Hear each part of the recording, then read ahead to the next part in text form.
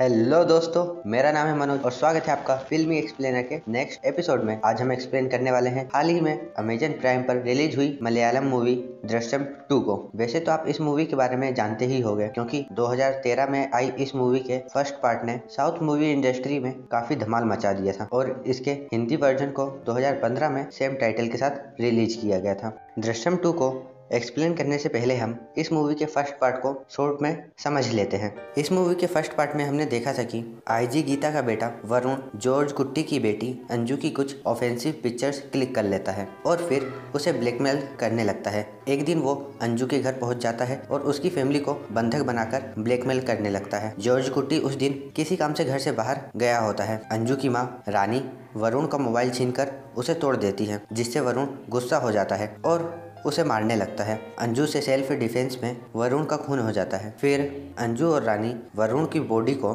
घर के बाहर जमीन में गाड़ देते हैं। जॉर्ज कुट्टी जब घर वापस आता है तो रानी उसे सारे इंसिडेंट के बारे में बताती है। रात में सबके सो जाने के बाद जॉर्ज कुट्टी वरुण की बॉडी को किसी दूसरी जगह दफना देता है। जब आईजी गीता को इस बारे में पता चलता है तो वो जॉर्ज की फैमिली को पकड़ लेती है, पर काफी ढूंढने के बावजूद उन्हें ना तो वरुण की बॉडी मिलती है और ना ही जॉर्ज कुट्टी या उसकी फैमिली के खिलाफ कोई सबूत। इसलिए उन्हें मजबूरन जॉर्ज कुट्टी और उसकी फैमिली को छोड़ना पड़ता है और फिर ये केस यहीं बंद हो जाता है और ये मूवी यहीं समाप्त हो जाती है। चलिए अब हम इस मूवी के सेकेंड पार्ट का एक्सप्लेनेशन स्टार्ट करते हैं। मूवी की स्टार्टिंग में हमें जोसेफ नाम के एक आदमी को दिखाया जाता है जो कि भाग रहा होता है। एक जगह पहुंचकर वो रुक जाता है और वो वहां जॉर्ज कुट्टी को हाथों में कुदाल लिए हुए आते हुए देखता है। कुछ देर रुकने के बाद वो वहां से भाग जाता है और अपने घर पहुंचकर अपनी पत्नी मेरी से दरवाजा खोलने के लिए बोलता है, पर वो दरवाजा नहीं खोलती। तभी वहाँ पुलिस आ जाती है और उसे पकड़कर ले जाती है। दरअसल जोसेफ से गलती से मेरी के भाई का खून हो जाता है, इसलिए उसकी पत्नी मेरी उससे नाराज थी और पुलिस उसे ढूंढ रही थी। इसके बाद फिल्म की स्टोरी 6 साल आगे बढ़ जाती है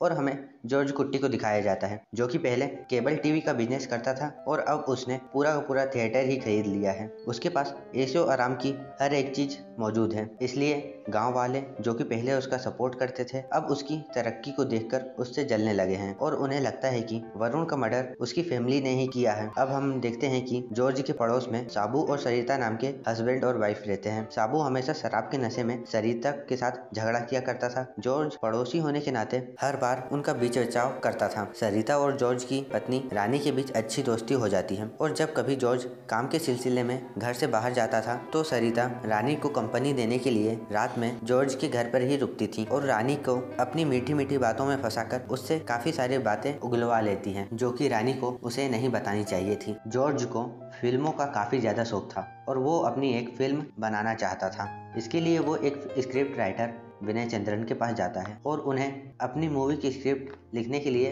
काफी सारे रुपए देता है। यहाँ हमें पता चलता है कि जॉर्ज कुट्टी ने एक बुक भी लिखी है और उसे अपने आसपास के इलाके में पब्लिश भी कर दिया है। इसके बाद हम देखते हैं कि उस इलाके में एक नया पुलिस ऑफिसर आता है जिसका नाम थॉमस है और वो वरुण मर्डर केस की जांच एक नए सिरे से शुरू कर देता है। इसी बीच हम देखते हैं कि जॉर्ज कुट्टी की छोटी बेटी अनु की क्लास में एक लड़का होता है और वो बार बार अनु से वरुण के मर्डर के बारे में पूछता है, पर अनु उसे कुछ नहीं बताती। वो लड़का थॉमस के फ्रेंड का बेटा था और वो थॉमस के कहने पर ही अनु से बार बार ये सारे सवाल कर रहा था। इधर जॉर्ज दोबारा स्क्रिप्ट राइटर विनय चंद्रन के पास अपनी मूवी की स्क्रिप्ट के बारे में जानने के लिए जाता है तो उसे पता चलता है कि मूवी की स्टोरी का क्लाइमेक्स अच्छा नहीं होने के कारण स्क्रिप्ट पूरी नहीं हो पा रही है। अगले दिन जॉर्ज काम के सिलसिले में बाहर जाता है तो सरिता रात में सोने के लिए उसके घर आ जाती है और रानी से वरुण मर्डर केस के बारे में बात करने लगती है और उससे बोलती है कि बाहर लोग ऐसी बातें कर रहे हैं कि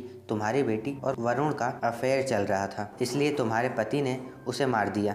रानी के मुंह से गलती से वरुण के मर्डर की बात निकल जाती है पर वो जल्दी से बात को संभाल लेती है, लेकिन सरिता को अंत में उस पर शक हो ही जाता है। उसे लगता है कि वरुण के मर्डर में जॉर्ज और उसकी फैमिली कहीं ना कहीं जरूर इन्वॉल्व है। मूवी में सबसे बड़ा ट्विस्ट तब आता है जब हमें पता चलता है कि सरिता और साबू असल में पुलिस वाले हैं और वो भोले बनने का नाटक कर रहे हैं। उन्होंने चुपके से जॉर्ज के घर में माइक्रोफोन लगा दिए थे और छुपकर जॉर्ज और उसकी फैमिली की एक्टिविटीज को ट्रैक कर रहे थे थे। जॉर्ज भी काफी ज्यादा शातिर किस्म का इंसान था। वो कभी भी घर के अंदर वरुण या उसके मर्डर से रिलेटेड बात नहीं करता था। उसने अपने ऑफिस के चारों ओर कैमरे लगा रखे थे और उन्हें अपने मोबाइल से ही कंट्रोल करता था। इसी बीच हम देखते हैं कि जोसेफ, जिसे अपनी पत्नी मेरी के भाई के खून के इल्जाम में पुलिस पकड़कर ले गई थी, उसकी सजा पूरी होने के बाद उसे पूरे 6 साल बाद रिहा कर दिया जाता है। जेल से छूटने के बाद वो अपने घर जाता है, पर उसकी पत्नी मेरी उसे अपने साथ नहीं रखना चाहती, इसलिए वो उसे घर से निकाल देती है। काम की तलाश में जोसेफ एक दुकान पर पहुंचता है और दुकानदार से अपने लायक कोई काम मांगता है। तब दुकानदार उसे जॉर्ज कुट्टी के बारे में बताता है और उससे बोलता है कि उनके पास तुम्हारे लायक कोई ना कोई काम जरूर होगा। वो अभी यहाँ आते ही होंगे, तुम चाहो तो उनके आने तक यहाँ रुक सकते हो। जोसेफ जॉर्ज के आने का इंतजार करने लगता है। इधर साबू और सरिता जॉर्ज और उसकी फैमिली की कुछ इन्फॉर्मेशन नए पुलिस ऑफिसर थॉमस तक पहुँचा देते हैं। इसके बाद थॉमस अनाउंसमेंट करता है कि जो भी वरुण मर्डर केस के बारे में कोई पुख्ता सबूत लाकर देगा, उसे 25 लाख रुपए दिए जाएंगे। जोसेफ को भी इस अनाउंसमेंट के बारे में पता चल जाता है। तभी वहाँ जॉर्ज कुट्टी आ जाता है। उसे देखकर जोसेफ को 6 साल पहले की घटना याद आ जाती है, जब वो पुलिस से बचते हुए भाग रहा था और उसने जॉर्ज कुट्टी को हाथ में कुदाल लिए हुए एक अंडर कंस्ट्रक्शन बिल्डिंग से बाहर आते हुए देखा था। जोसेफ को पैसों की जरूरत थी, इसलिए वो आईजी थॉमस के सामने यह शर्त रखता है कि जब उसे पैसे दिए जाएंगे तभी वो इस केस के बारे में इंफॉर्मेशन देगा। फिर उसे पैसे दिए जाते हैं। पैसे मिलने के बाद वो उस रात की घटना को थॉमस को बता देता है और वो ये भी बताता है कि 6 साल पहले जॉर्ज कुट्टी जिस अंडर कंस्ट्रक्शन बिल्डिंग से बाहर निकल रहा था वो यही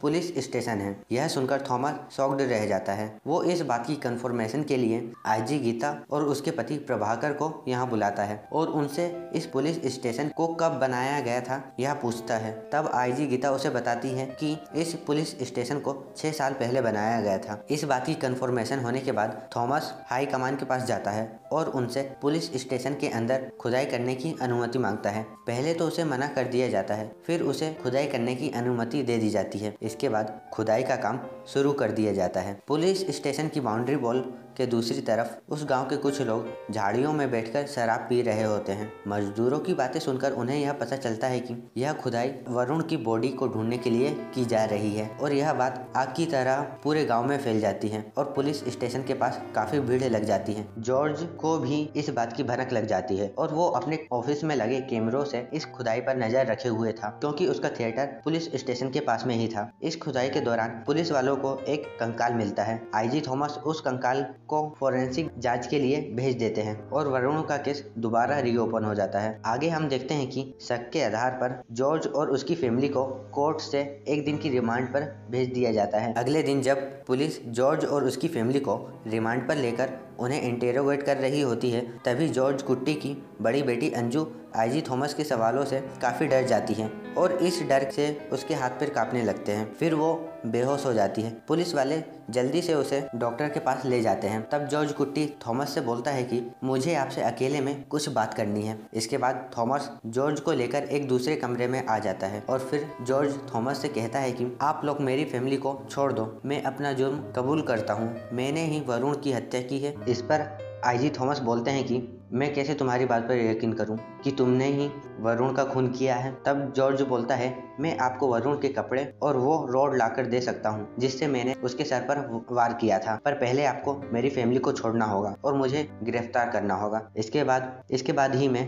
आपको वो सबूत दूंगा। आईजी थॉमस उसकी बात मान जाता है और उसकी फैमिली को छोड़ दिया जाता है और फिर जॉर्ज कुट्टी को अरेस्ट कर जेल भेज दिया जाता है। अगले दिन आईजी थॉमस, आईजी गीता और उसके पति प्रभाकर से मिलने स्क्रिप्ट राइटर विनय चंद्रन आते हैं और उन्हें बताते हैं कि कुछ समय पहले जॉर्ज कुट्टी मेरे पास अपनी मूवी की स्क्रिप्ट लिखवाने के लिए आया था। उसकी मूवी की स्टोरी काफ़ी ज़्यादा अच्छी थी और उसने इसके लिए मुझे 1 लाख रुपए एडवांस भी दिए थे, इसलिए मैं उसकी मूवी की स्क्रिप्ट लिखने के लिए राजी हो गया था और वो इस स्टोरी पर एक बुक भी पब्लिश कर चुका है जिसका नाम दृश्यम है। आईजी थॉमस स्क्रिप्ट राइटर से बोलता है कि इस सब का इस केस से क्या लेना देना। तो स्क्रिप्ट राइटर उन्हें बताता है कि जॉर्ज के बारे में अभी जो न्यूज़ चैनल पर चल रहा है वही उसकी मूवी की स्टोरी है और इसी स्टोरी की स्क्रिप्ट लिखवाने के लिए वो मेरे पास आया था। आईजी थॉमस, गीता और प्रभाकर कुछ समझ नहीं पाते। वो विनय चंद्रन से बोलते हैं कि तुम हमें अच्छे से बताओ कि आखिर उसकी मूवी की स्टोरी में है क्या। तब विनय चंद्रन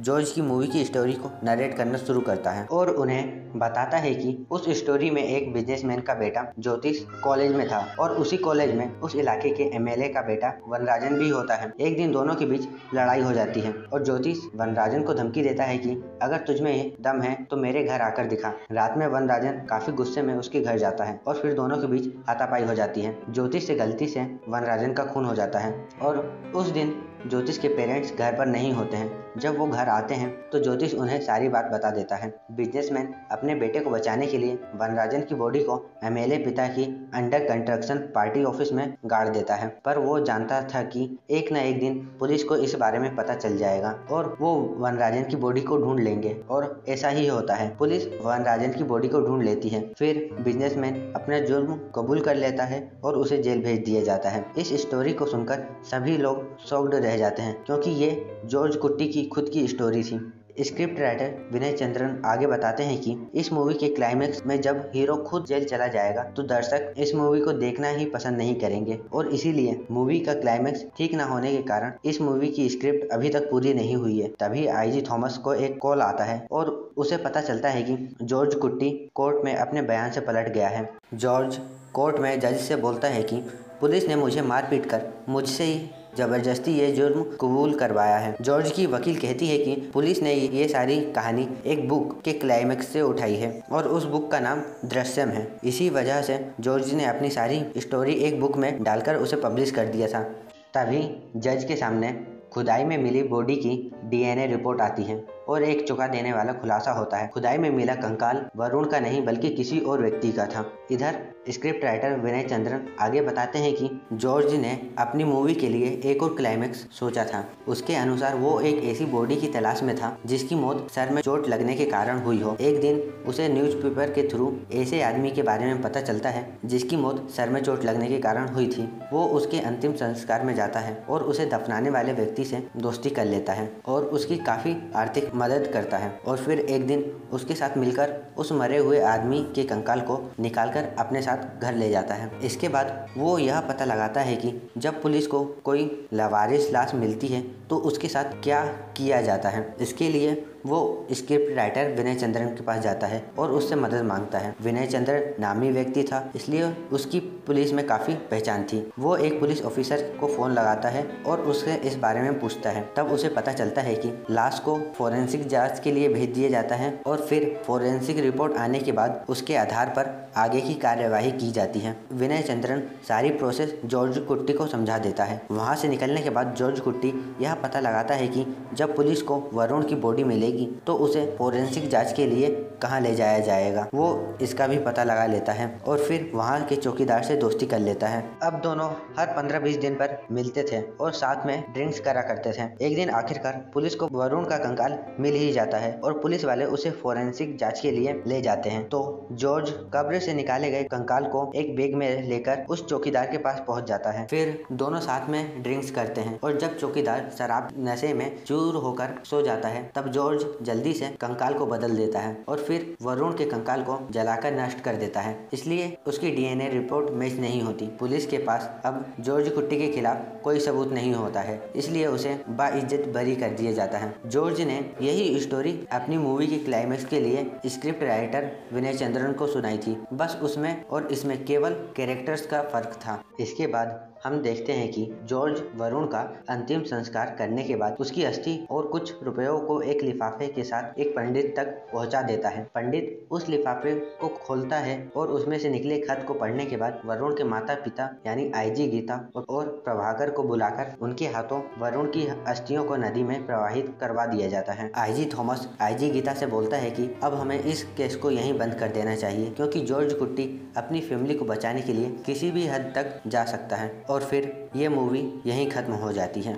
दोस्तों, इस मूवी को देखकर हमें यह पता चलता है कि किस तरह एक बाप अपनी फैमिली के लिए कुछ भी कर सकता है। जॉर्ज कुट्टी जानता था कि एक ना एक दिन ये केस रीओपन जरूर होगा और पुलिस को वरुण की बॉडी मिल जाएगी, और यही होता है। मगर फिर भी वो हिम्मत नहीं हारता और अपनी फैमिली को बचाने के लिए 6 साल पहले ही प्लान बना लेता है। यह उसकी सूझबूझ का ही नतीजा था कि आज उसकी फैमिली बाइज्जत बरी है। पुलिस वालों को लगता था कि उन्होंने जॉर्ज और उसकी फैमिली पर नज़र रखे हुए हैं, पर ऐसा नहीं है, बल्कि वो तो वही कर रहे होते हैं जो जॉर्ज कुट्टी चाहता था। उम्मीद है दोस्तों, आपको इस मूवी का एक्सप्लेनेशन पसंद आया होगा। अगर आपको इस मूवी का एक्सप्लेनेशन पसंद आया है तो इस वीडियो को लाइक और शेयर जरूर करें, और अगर इस वीडियो के बारे में कोई सुझाव या प्रश्न हो तो हमें कमेंट बॉक्स में जरूर बताएं। और हाँ, हमारे चैनल को सब्सक्राइब करना ना भूलें। मिलते हैं नेक्स्ट वीडियो में, तब तक के लिए धन्यवाद।